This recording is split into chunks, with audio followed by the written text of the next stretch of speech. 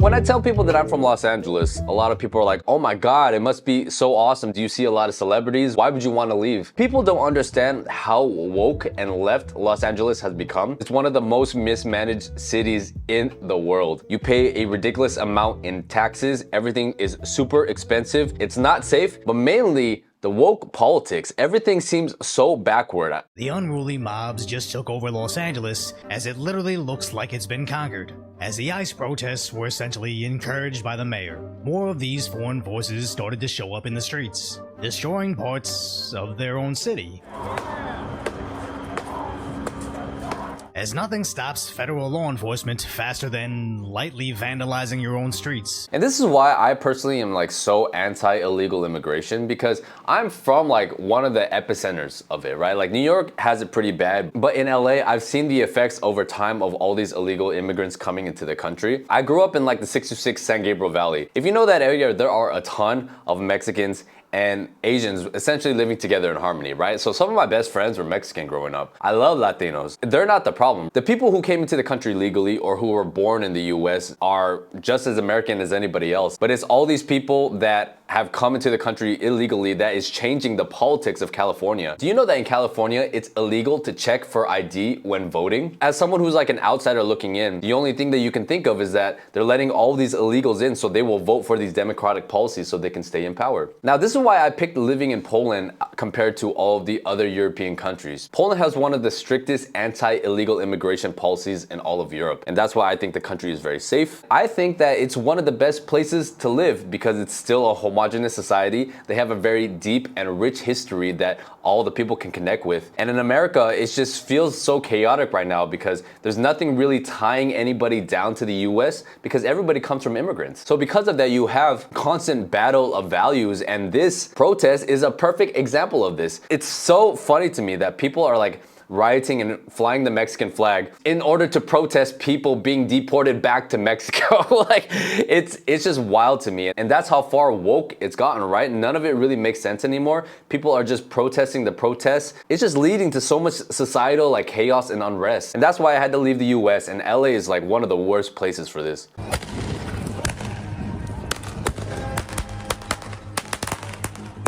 Protesters tried to breach the ICE facility, with people in black bloc attacking the building.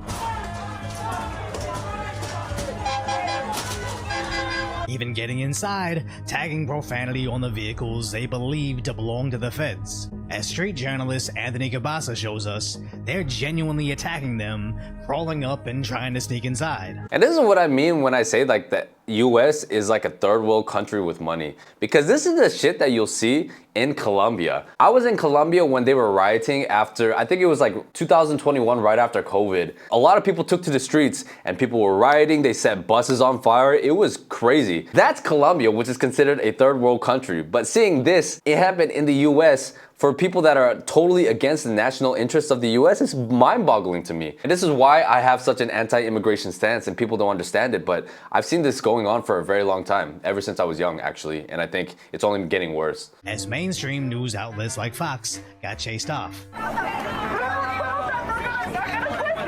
where the rioters even destroyed their news vehicle. Right at the beginning, before we knew it was going to escalate to the situation that it got to. This is a brand new news truck that we just got.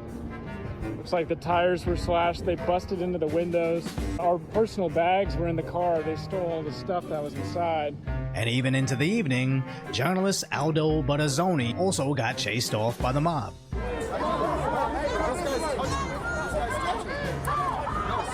One of the things that I hated about the US was that everybody was recording everything. You know, everybody's a journalist. Like if you look at these videos, the amount of people that are just kind of standing around trying to, you know, get the perfect scoop or to get the perfect recording, almost like paparazzi. And this is something that I've seen in other places too, but it seems to be the worst in US and maybe East Asia, where people can't just live in the moment anymore. Everybody has to always be recording everything. I'm a YouTuber, so maybe I'm a hypocrite. Just saying this stuff is wild to me. They escalated to tagging their MRAPs. Oh, okay. Throwing rocks at their vehicles with zero worry about repercussions. And this is the problem when like people get so concerned with human rights, right? And people are defending this behavior and the police can't even do their job. And I really hate how the media makes this a lot worse, because a lot of media outlets will spin this as police brutality when the police are just trying to do their job. But the local police seemed pretty defenseless, as the mayor had openly spoke out against law enforcement. Go ahead, dude.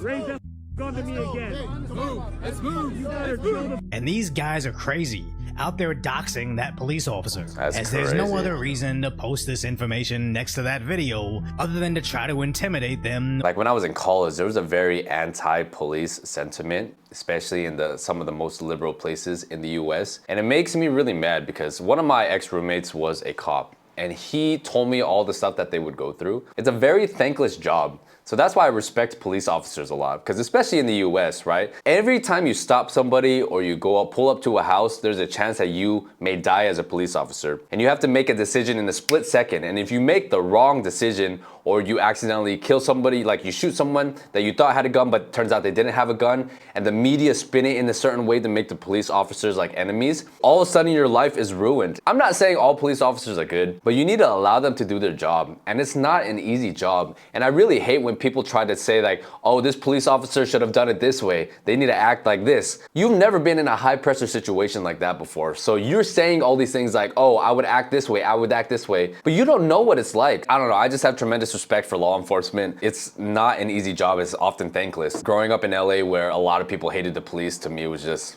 crazy. The Los Angeles streets Look at still that. warn on. All these Mexican flags everywhere. It's crazy to me. This shit would never fly here in Poland, you know? If you have a lot of people on the streets protesting, waving the Russian flag or the Ukrainian flag or Palestine flag, people will shut that shit down real quick. Under control, filled with protesters flying flags from all the countries they demand they are not sent to, or even the Fed vehicles are under attack. That's crazy.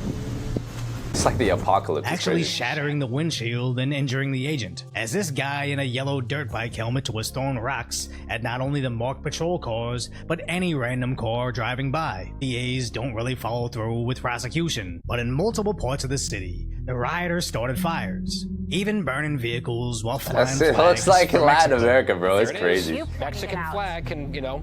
As honestly, I see this as a foreign invasion at this point. Military-age males flying another country's flag, fighting with our federal agents. So it's Crazy. good to see the feds finally fight back.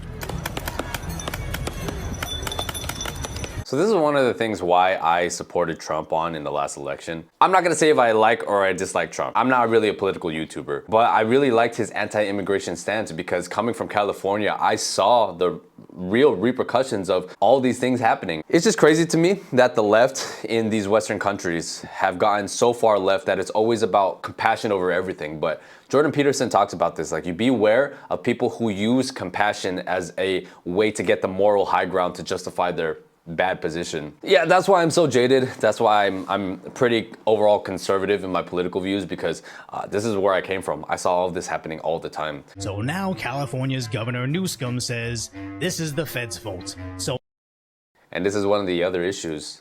The leadership in California are so focused on trying to be on the right side of history, being on the side of good. The federal government is sowing chaos so they can have an excuse to escalate. This is not the way any civilized country behaves. How do you solve this issue if not by force? The fact that the leadership is pretty much promoting this is crazy to me. And in case you missed yesterday's video, there's a disgusting connection between the Democrats and cheap labor. Why are you shipping these immigrants up north? We need them to pick the crops down here. What immigrants do for this country, or the fact that we are a country of immigrants. Right. We done picking cotton. If we don't have avenues for people to come here legally to work or to build a home here, I'm going to be really crude right now. We're not going to have anybody around to wipe our asses because we don't have enough people. They're so used to being openly bigoted within the party, they forget how horrendous this sounds. So now that we understand why liberal leadership wants them around, why exactly do regular... And this is one of my issues too with California and the US in general. In other countries around the world, when people are racist, it's a little more in your face and you know exactly where they stand. The thing that I hated the most about growing up in LA was that a lot of people pretended to be not racist, but then they would do shit like this.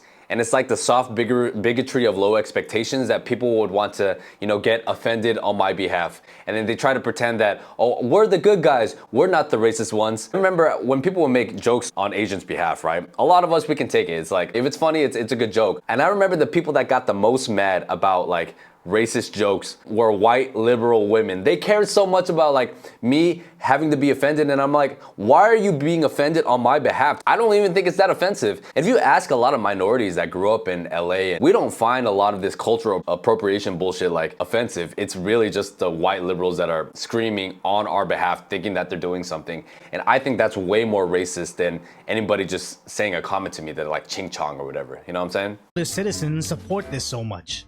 So there's unrest.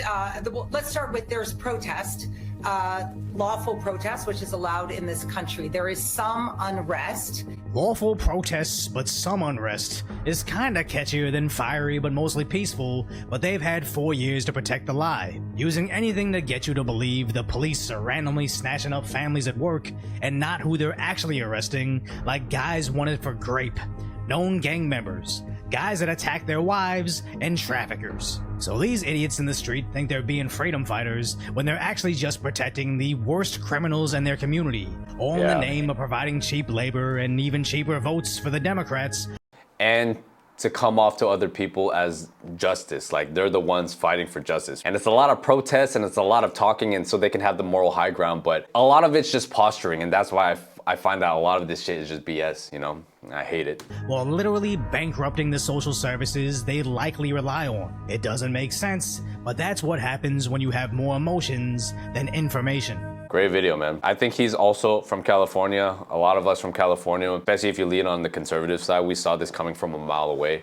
It was bad when I went to college in like 2012 to 2016, and I find that it's only gotten worse over time. I'm never gonna move back to California. I feel like it's just too far gone. I highly recommend that you guys watch this video next, and I will see you on the next one.